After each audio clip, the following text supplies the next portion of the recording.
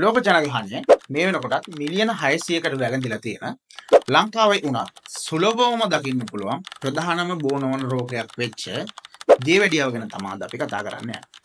ඉතින් දියවැඩියාව ගැන කතා කරනකොට දියවැඩියාව වර්ග ගොඩක් තියෙනවා. හරි දියවැඩියාව වර්ග ගොඩක් තියෙනවා.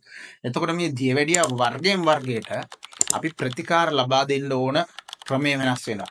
ඊටත් අමතරව මේ දියවැඩියාව වර්ගයෙන් වර්ගයට ඔයාලට දියවැඩියාව තියෙනවා නම් ඔයාගේ ජීවන රටාව පවත්වගෙන යන්න ඕන පිළිවෙලේ සුළු වෙනස්කම් සිදු කරන්න වෙනවා. ඉතින් ඒක නිසා අපිට දියවැඩියාව ගැන ගොඩාක් දේවල් කතා කරන්න තියෙනවා. හරි. එතකොට මම අද ආයෙම අලුත් ප්ලේලිස්ට් එකක් පටන් ගන්නවා දියවැඩියාව ගැන. අද අපි කතා කරන්න යන්නේ මේ රටේ ඉන්න මිනිස්සුන්ට සාමාන්‍ය මිනිස්සුන්ට තේරෙන විදිහට මොකක්ද මේ දියවැඩියාව සහ දියවැඩියාව ගැන මූලික කරුණු ටිකක් සරලව පැහැදිලි කරගන්න. මොකක්ද මේ දියවැඩියාව කියලා කියන්නේ? ඔයාට මොන දියවැඩියා වර්ගයේ තිබුණත් මේ හැම දියවැඩියා වර්ගයකම දියවැඩියාව තියෙනවා කියලා නිර්ණය කරන්න පුළුවන් මූලික සාධකය වෙන්නේ ඔයාගේ රුධිරේ නැත්තම් ඔයාගේ ලේවල තියෙන සීනි මට්ටම. ඇත්තටම කිව්වොත් ග්ලූකෝස් මට්ටම. දැන් අපි සාමාන්‍ය නෝමලි එක එක තැන්වලට අනුව එක තැන්වලට සාපේක්ෂව කියනවා ඔයාගේ ලේවල තියෙන්න පුළුවන් උපරිම සීනි ප්‍රමාණය මෙච්චරයි. ග්ලූකෝස් ප්‍රමාණය මෙච්චරයි. ඒ කියන්නේ ඔයා දවසට පැය 10ක් කන්නේ නැතුව ඒ කියන්නේ ෆාස්ටිං ඉඳලා ඔයාගේ ලෙවල් තියෙන ග්ලූකෝස් ලෙවල් එක මැන්නොත් මෙන්න මේ ලෙවල් එකට වඩා වැඩියෙන් තිබ්බොත් ඔයාට දියවැඩියාව තියෙනවා කියලා කියන්න පුළුවන්. ඔයා කෑම කාලා නම් ඉන්නේ රැන්ඩම්ලි අපි ගන්න කියන්නේ රැන්ඩම් කියන්නේ සිංහලෙන් මොකක්ද අහඹු ලෙස ගන්න ලේ එකක මෙන්න මේ ලෙවල් එකට වඩා ග්ලූකෝස් තියෙනවා නම් එහෙනම් ඔයාට දියවැඩියාව තියෙනවා. ඒ කියන්නේ ඔයාගේ ලේවල තියෙන්න ඕන ග්ලූකෝස් ප්‍රමාණය අපි මේ දීලා තියෙන නිර්ණායකනුත් එක්ක තියෙන්න ඕන මට්ටමට වඩා වැඩියෙන් තියෙනවා නම් අපි කියනවා එහෙම තියෙන කෙනෙක්ට දියවැඩියාව තියෙනවා කියලා. ඇයි අපේ රුධිරයේ තියෙන සීනි මට්ටම තියෙන්න ඕන ගානට වඩා වැඩි වෙන්නේ? එහෙම නැත්නම් ඇයි ඔයාට දියවැඩියාව හැදෙන්නේ? ඒකට හේතුවක් තියෙනවා. අපි ඒවා දන්නවා මේ අක්මාව තියෙනවා මේ හරිය. නේ? ඒතකොට මේ හරිය මේ ආමාශය නවා. මේ ආමාශයට පල්ලෙහෙන් තියෙනවා මෙන්න මේ පෙකණිය හරියට සම්බන්ධ වෙන විදිහ නිකන් කොළ කෑල්ලක් වගේ අග්න්‍යාශය කියලා ව්‍යුහයක්. අග්න්‍යාශය කියලා අවයවයක්. ඔයාලා අහලත් ඇති. හරි.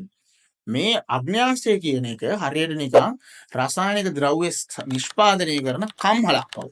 හරිද? ඒ කියන්නේ කෙමිකල් හබ් එකක් වගේ ෆැක්ටරි එකක් වගේ. හරි. මේකේ තියෙන එක සෛල. ඔයා හිතන්නේ මේක ෆැක්ටරිස් කියලා. මේ සෛලෙන් සෛලයට විශේෂ වෙච්ච රසායනික ද්‍රව්‍ය ඒ සෛල මේක ඇතුලේ නිෂ්පාදනය වෙනවා. එක ෆැක්ටරි වලින් එක කෙමිකල්ස් නිෂ්පාදනය කරනවා කියලා හිතන්න. මෙන්න මේ සෛල අතරේ තියෙනවා විශේෂ සෛල වර්ග දෙකක්. මෙන්න මේ සෛල වර්ග දෙක එක්කෙනෙක් ඉන්සුලින් නිෂ්පාදනය කරනවා. ඉන්සුලින් කියන රසායනික ද්‍රව්‍ය මේක හෝමෝනයක්. අනිත් එක්කන ග්ලූකෝගන් කියන හෝමෝනය නැත්නම් රසායනික ද්‍රව්‍ය නිෂ්පාදනය කරනවා.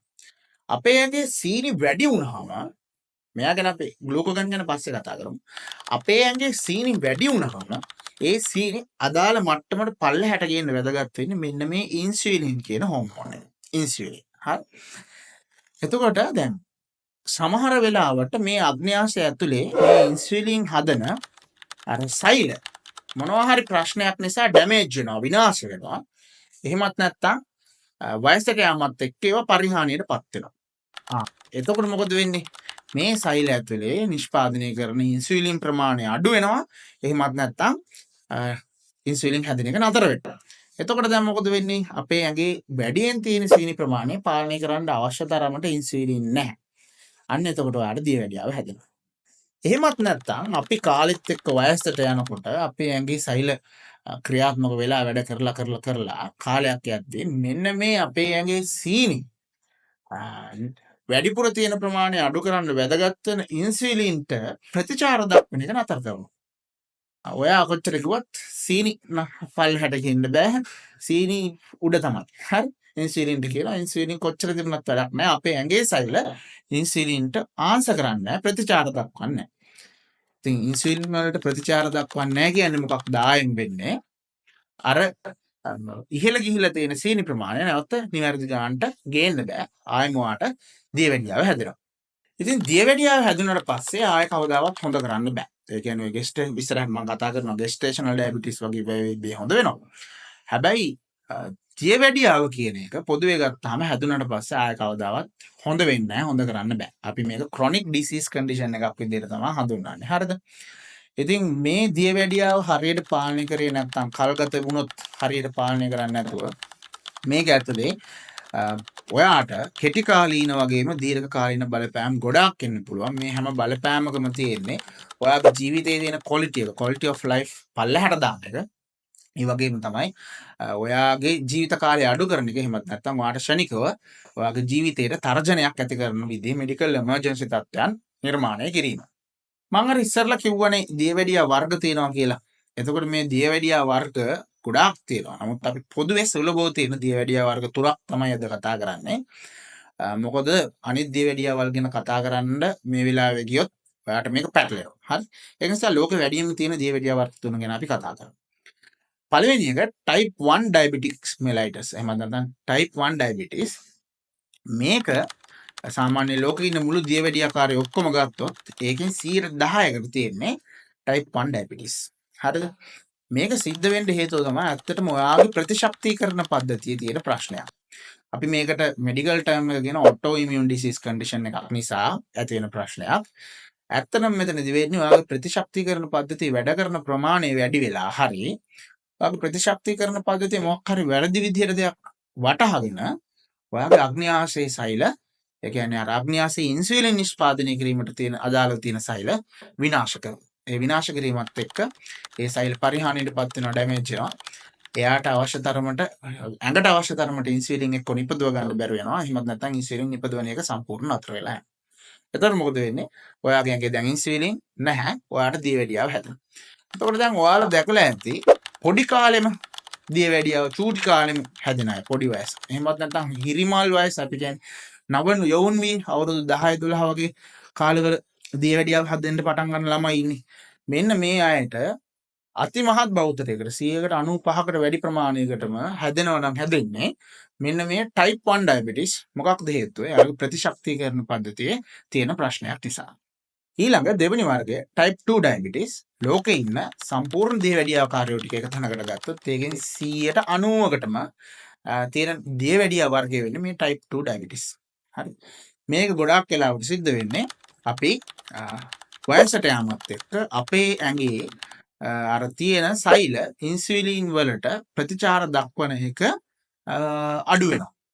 හෝ වයසට යාමත් එක්ක අපේ අග්න්‍යාශයේ තියෙන සෛල වල ක්‍රියාකාරීත්වය අඩු වෙන්න අවශ්‍ය තරමට ඉන්සුලින් නිපදවන ප්‍රමාණය නිෂ්පාදනය කරගන්න බැරුව යනවා. හරි. අන්න මේ ප්‍රශ්නය නිසා හැදෙන දියවැඩියා වර්ගයට අපි කියනවා type 2 diabetes කියලා. මේක තමයි ලෝකේ වැඩිම ප්‍රමාණයකට තියෙන්නේ. මේක ගොඩාක් වෙලාවට වයසත් එක්ක එන්නේ. එහෙම නැත්නම් පරම්පරාවෙන් ඉන්නේ. හැබැයි මේකේ තියෙන ප්‍රශ්නේ තමයි දැන් මම ඉස්සෙල්ලා කියවනේ ගොඩාක් අතිමහත් බහුතරයක් ළමයට හැදෙන්නේ මේක මේ වැඩියෙන් හැදෙන්නේ type 1 diabetes කියලා. හැබැයි මේ type 2 diabetes කියන එකත් ජීවිතේ ඕනම කාලයක හැදෙන්න පුළුවන්. පොඩි ළමයින්ටත් හැදෙන්න පුළුවන්. හැබැයි පොඩි ළමයිට හැදෙන ප්‍රමාණය තාම අඩුයි. තුන්වෙනි දියවැඩියා වර්ගය තමයි ගර්භණී සමයේ ඇති වෙන ගර්භණී සමයේ ඉවරනාට පස්සේ හොඳ වෙන දියවැඩියා වර්ගයක්. මේකට කියනවා අපි gestational diabetes කියලා. ගර්භණී අම්මලාගේ සමහර අම්මලාට මේක එන්න පුළුවන්. ගර්භණීත්වයේ ඉවර වුණාම මේක ඉවර වෙනවා. හරිද? රෝග ලක්ෂණ පාවෙලා දියවැඩියාව සුව. හැබැයි තමන් ගර්භණී වෙලා ඉන්න කාලය ඇතුළත මේ gestational diabetes හැදිච්ච අම්මලා හොඳින් තමන්ගේ ඔළුවේ තියාගෙන ඉන්න ඕන දෙයක් තමයි කල්පනාකාරීව ඉන්න ඕන දෙයක් තමයි සහ ඒකට ලෑස්ති වෙලා ඉන්න ඕන. ඒකට කරන්න අවශ්‍ය දේවල් කර ඉන්න ඕන.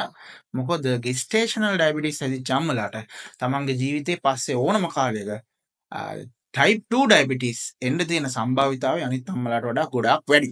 හරිද? එතකොට දැන් මම මේ ප්‍රධාන වශයෙන්ම තියෙන දියවැඩියා වර්ග 3 ගැන සරලවනේ වාට කියලා දුන්නේ.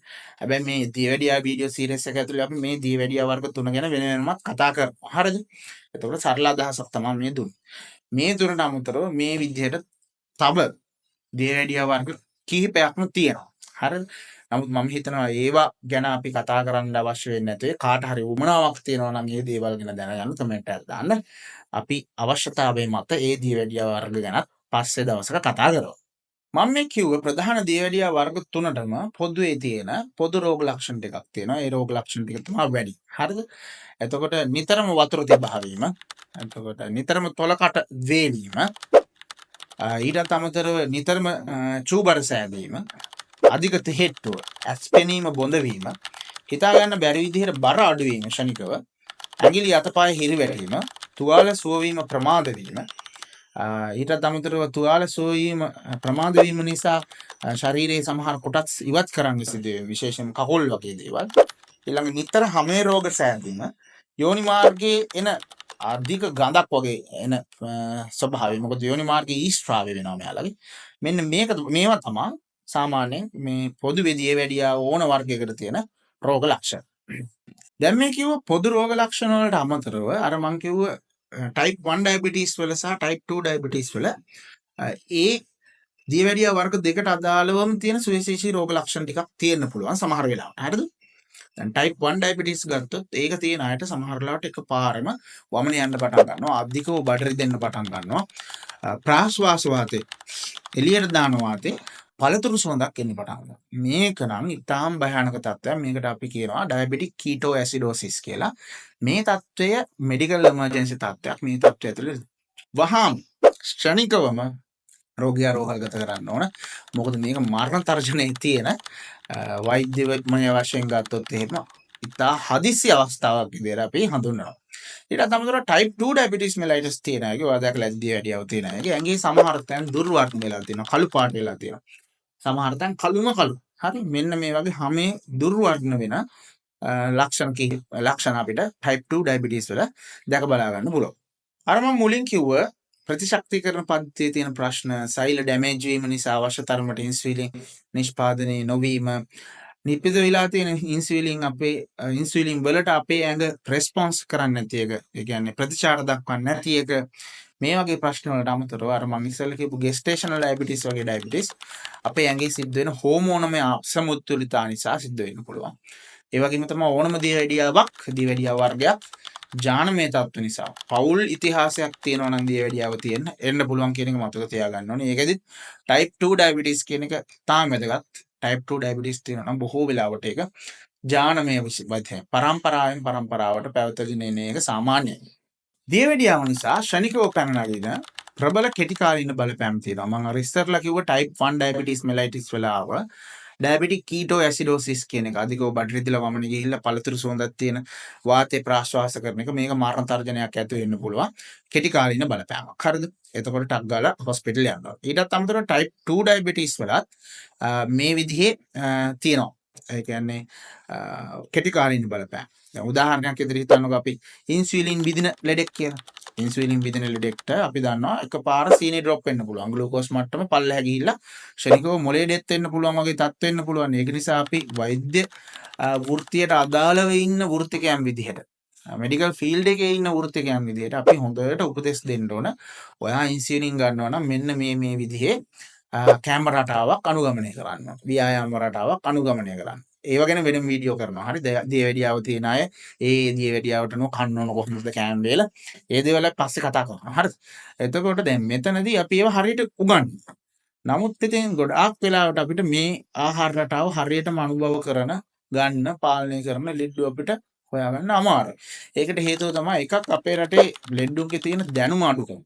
ඒක නිසා තමයි දැන් මේ වීඩියෝස් කරලා මේ තේරෙන භාෂාවෙන් මේ දැනුම වැඩි කරන්න හදන්නේ.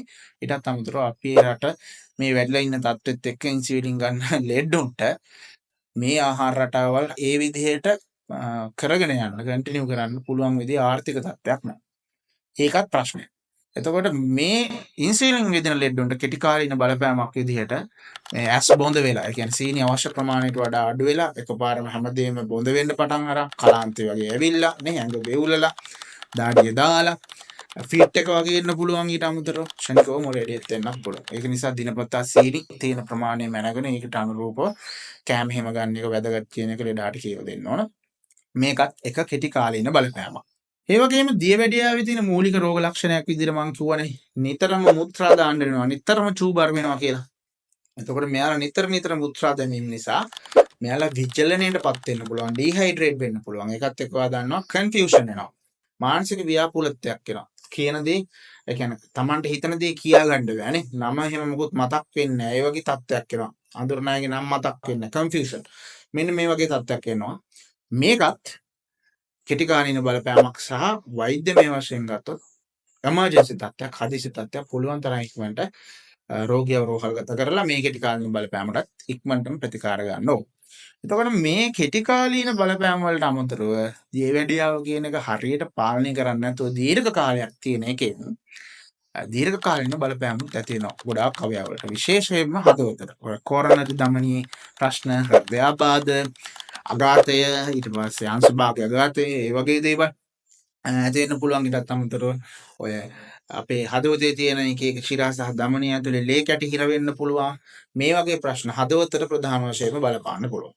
ඊටත් අමතරව දීර්ඝ කාලීන බලපෑම් විදිහට ඩයබටික් රෙටිනෝපති, ඩයබටික් නෙෆ්‍රොපති, ඩයබටික් නියුරෝපති. හරි? රෙටිනෝපති, නෙෆ්‍රොපති, නියුරෝපති කියන බලපෑම් දීර්ඝ කාලීන බලපෑම් වෙන්න පුළුවන්. මේ තුන ගැන මම වෙන වීඩියෝස් ටිකක් කරනවා. ඩයබටික් රෙටිනෝපති කියන්නේ දියවැඩියාව නිසා ඔයාගේ ඇස් දෙක පෙනීම අහිරිමී යාම. ඩයබටික් නෙෆ්‍රොපති කියන්නේ දියවැඩියාව නිසා ඔයාගේ වක්ගඩු දෙක අකර්මණ්‍ය වීම. ඩයබටික් නියුරෝපති කියන්නේ දියවැඩියාව නිසා ඔයාගේ ස්නායු වල දැනෙන සංවේදන අහිමි යාම. ඉතින් මේ වගේ දීර්ඝ කාලීන බලපෑම් මම කතා කරන ඉස්සරහට එන්න පුළුවන් දියවැඩියාව හරියට පාලනය කරේ නැත්තම්. මීටත් අමතරව දියවැඩියාව දීර්ඝ කාලීනව පැවතීම කියන එක නිසා බොහෝ වෙලාවට දීර්ඝ කාලීනව සුව නොවන තුවාල ඒ හේතු කොටගෙන ඇම්පියුටේෂන් අවයව කපලා ඉවත් කරන්න සිදුවීම. ඊටත් අමතරව කන් ඇසීම දුර්වල වීම, හරි කන් ඇසීම සම්පූර්ණයෙන් නැතිවිලා යාම. එතකොට පිරිමි අයගේ පුරුෂ ලිංගයේ ප්‍රාණවත් නොවීම, ගැහැණු අයගේ ස්ත්‍රී ප්‍රජනක පද්ධතියේ තියෙන ඊටාම වියලි ස්වභාවය, මේ වගේ දේවලුත් දියවැඩියාවේ තියෙන දීර්ඝ කාලීන බලපෑම් විදියට ඔයාට එන්න පුළුවන්. දියවැඩියාව ඔයාට තියෙනවද කියලා චෙක් කරන්න සහ දියවැඩියාව තියෙන කෙනෙක්ගේ ඇඟේ තියෙන රුධිරයේ තියෙන සීනි මට්ටම චෙක් කරන්න. රුධිරය ආශ්‍රිතව අපිට පරීක්ෂණ තුනක් තියෙනවා. ෆාස්ටින් බ්ලඩ් ෂුගර් ලෙවල් එක ඔයා පැය 10ක් කන්න නැතුව ඉඳලා චෙක් කරන එක. ඒකෙදි මෙන්න මේ මට්ටමට වැඩි ඔයාට සීනි තියෙනවා නම් ඔයාට ග්ලූකෝස් තියෙනවා නම් ඔයාගේ රුධිරේ ඔයාට දියවැඩියාව තියෙනවා සහ දියවැඩියාව උග්‍ර වෙලා තියෙනවා. එහෙමත් නැත්නම් රැන්ඩම් බ්ලඩ් ෂුගර් ලෙවල් එක චෙක් කරන එක. ඔයා කැම් කාලා ඉද්දි අහඹු ලෙස අපි ලේකක් අරගෙන බලනවා. අන්න ඒ වගේ වෙලාවට මෙන්න මේ ලෙවල් එකට වඩා වැඩියෙන් ඔයාගේ රුධිරයේ සීනි තියෙනවා නම් ග්ලූකෝස් තියෙනවා නම් ඔයාට එක්ක දියවැඩියාව තියෙනවා. එහෙමත් නැත්නම් දියවැඩියාව තියෙන කෙනෙක්ගේ ඒ වෙලාවේ සීනි වැඩි, දියවැඩියාව වැඩි. ඊටත් අමතරව HbA1c කියලා ටෙස්ට් එකක් තියෙනවා. මේක ඉතාම හොඳ අතිසාර්ථක ටෙස්ට් එකක්. මේකෙදි ඔයාට හරියටම දියවැඩියාව එන්නද තියෙන්නේ, කොයි ලෙවල් එකේද තියෙන්නේ, කවද තියෙන්නේ, මේ වගේ දේවල් පවා ඔයා හරියට හිටියේ නැත්නම් මෙන්න මේ කාලෙනකොට ඔයාට දියවැඩියාව වෙනවා කියන එක පවා නිර්ණය කරන්න පුළුවන්. රුධිර පරීක්ෂණයක් තමයි HbA1c කියලා කියන්නේ. හරි. එතකොට ඊට අමතරව අපිට ඔය තුනට අමතරව ග්ලූකෝස් ඉන්ටොලරන්ට් ටෙස්ට් කියලා ටෙස්ට් එකක් තියෙනවා. ඒක ගැනත් පස්සේ වීඩියෝ එක කියලා දෙන්නම්. මේ ටෙස්ට් ගැනත් අපි පස්සේ කතා කරමු. එතකොට දියවැඩියාව තියෙන එක්කෙනෙක්, මේ වෙනකොට දියවැඩියාව තියෙන එක්කෙනෙක් කොහොමද මේකදී හරියට පාලනය වෙන්න ඕන? වෛද්‍ය උපදෙස් හරියට පිළිපදින්න ඕන. දිනපතා ඔයාගේ රුධිරයේ තියෙන සීනි මට්ටම වයින්න ඕන. ඒ රුධිරයේ තියෙන සීනි මට්ටමට අනුකූලව වෛද්‍ය උපදෙස් මත ඔය මෙට්ෆෝමින් වගේ බොන ඖෂධ, ඊටත් අමතරව ඉන්සියුලින් වල ඩෝස් එක, ඉන්සියුලින් ගහ ගන්න ඕන ප්‍රමාණය දිනපතා ඔයාගේ රුධිරයේ තියෙන සීනි මට්ටමත් එක්ක ගලපන්න ඕන වෛද්‍ය උපදෙස් මත. ඒවා ඒ විදිහට හරියට ගන්නවා. ඊළඟ ඔයාගේ දියවැඩියාව තියෙන තත්ත්වයක් එක්ක ඔයාටම කියලා ඩයටිෂියන් කෙනෙක්ට කියලා හරි කමක් නැහැ. ඔයා හදා ගන්න ඕන හරි ඩයට් ප්ලෑන් එකක්, ආහාර රටාවක්. ඒ ආහාර රටාව හදාගත්තට මදි ඒ ආහාර රටාව විවිධයට ප්‍රැක්ටිස් කරන්න ඕන, පුරුදු පුහුණු කරන්න. ඊටත් අමතරව ඔයාටම කියලා ව්‍යායාම කරන්න ඕන. ව්‍යායාම රටාවක් තියාගන්න ඕන. ඔයාගේ ඇඟේ තියෙන අනිත් ලෙඩ එක බලලා ගොඩාක් ටයිට් විදිහට නැති, ගොඩාක් බර වැඩ කරන්නත් නැති, ගොඩාක් අඩුවෙන් බර වැඩ කරන්නත් නැති ඔයාට ගැලපෙන ව්‍යායාම රටාවක් හදාගන්න ඕනේ. ඒවා එක හරියට ක්‍රියාත්මක කරන්න ඕන. ඊටත් අමතරව ඔයාගේ ඇඟේ තියෙන කොලෙස්ටරෝල්, බර, රුධිර පීඩනය, මේ වගේ දේවල් හරියට පාලනය කරන්න ඕනේ. ඒවා හරියට පාලනය කරලා හිටියොත් ඔයාට දියවැඩියාව ඇඟේ තියාගෙන උනත් දීර්ඝ කාලීනව හොඳ පහසුවෙන් හොඳ ක්වොලිටි ලයිෆ් එකක් ගත කිරීමේ හැකියාව තියෙනවා. දැන් ඔයාට දියවැඩියාව නැත්තම්, ඔයාට දියවැඩියාව ඉස්සරහට ඒවි කියලා හිතනවා නම්, ඔයාගේ පරම්පරාවේ කාට හරි දියවැඩියාව තියෙනවා නම් සහ පරම්පරාවෙන් පරම්පරාවට ආපු ඉතිහාසයක් තියෙනවා නම් දියවැඩියාව හැදෙන්න කලින් මා පරිස්සම් වෙන එක හොඳයි. ඒකෙන් ඔයාට දියවැඩියාව හැදෙන එක පරක්කු කරගන්න පුළුවන්. එහෙමත් නැත්නම් බලක්ව ගන්න පුළුවන්. ඒකට මොනවද කරන්න ඕන? අර කිව්වා වගේමයි හොඳ ඩයට් ප්ලෑන් එකක් හදාගන්න. ඒක හරියට ප්‍රැක්ටිස් කරන්න. අඩුම සතියේ දවස් 7න් දවස් 5ක්වත් දවසට පැය ගාණක් හොඳට එක්සර්සයිස් කරන්න. සිගරට් වගේ දේවල් බොන එක නතර කරන්න. BMI යගේ හරි ගානේ වගේ පුසට අනුව බර පවත්වාගෙන යන්න. ඊටත් අමතරව දවසට පැය 7ක් 9ක් වගේ වෙලාවක් හොඳට නිදා ගන්න. ස්ට්‍රෙස් එක අඩුවෙන් පවත්වා ගන්න මේ වගේ දේවල් හරියට කරොත් ඔයාලට දියවැඩියාව හැදෙන එක හෝ හැදෙන එක පරක්කු කරගන්න. එහෙම නැත්නම් බලක්කු ගන්න හැකියාව තියෙනවා. හරි එහෙනම් ඔන්න අද මම සාමාන්‍ය ජනතාවට දියවැඩියාව කියන්නේ මොකක්ද? මේක හැදෙන්න හේතු මොනවද? මේක හැදිලා ඉන්න එක්කෙනෙක් සහ හැදෙන්න ඉන්න එක්කෙනෙක් කරන්න ඕන මොනවද වගේ දේවල්. හරි සරල කරුණු මූලික කරුණු ටිකක් බොහොම පැහැදිලිව සිම්පල් විදිහට පැහැදිලි කරලා දුන්නා. එතකොට අද මේ පටන් ගත්ත දියවැඩියාව ගැන කතා කරන එකත් අපි පියවරෙන් පියවර ඉස්සරහට අරගෙන යන දියවැඩියාව කියන ලෙඩේ ගැන අපි දවසින් දවස ගැඹුරට කතා කරමු. මේ ගැන හොඳට අධ්‍යයනය කරමු ඉගෙන ගන්න. හරිද? එතකොට දැන් මගේ channel එකේ මානසික ලෙඩ ගැන වෙනම playlist එකක් තියෙනවා. මේ සුලභව තියෙන රෝග ගැන දැන් වෙනම playlist එකක් තියෙනවා. sex education ගැන list එකක් තියෙනවා. playlist එකක් මේ විදිහේ playlist ගොඩක් ඇසුරෙන් ඔයාලට පොදුවේ තියෙන ප්‍රශ්න වලට උත්තර දෙන එක තමයි මගේ channel එක ඇතුලේ කරන්නේ. හරිද? මම මේ කියලා දෙන දේවල් සංකීර්ණයි නම් තව සරල වෙන්න ඕන නම් කමෙන්ට් එකක් දාන්න මම ඒක ගැන සලකලා බලන්නම්. මම ඔයාලට තව මේක තේරෙන විදිහට කියලා දෙන්න මගේ පුළුවන් උපරිම උත්සාහය දරනවා. මම මේ කියලා දෙන දේවල් වටිනාකමක් තියෙනවා නම් මට හොඳ පොසිටිව් ෆීඩ්බැක් එකක් දෙන්න. ඊටත් අමතරව මාව ලයික් කරන්න, ෂෙයා කරන්න, සබ්ස්ක්‍රයිබ් කරන්න. ඊටත් අමතරව බෙල් අයිකන් එකත් ඔබලා තියාගන්න මගේ වීඩියෝස් ඉස්සරහට බලන්න ඕන. හරි.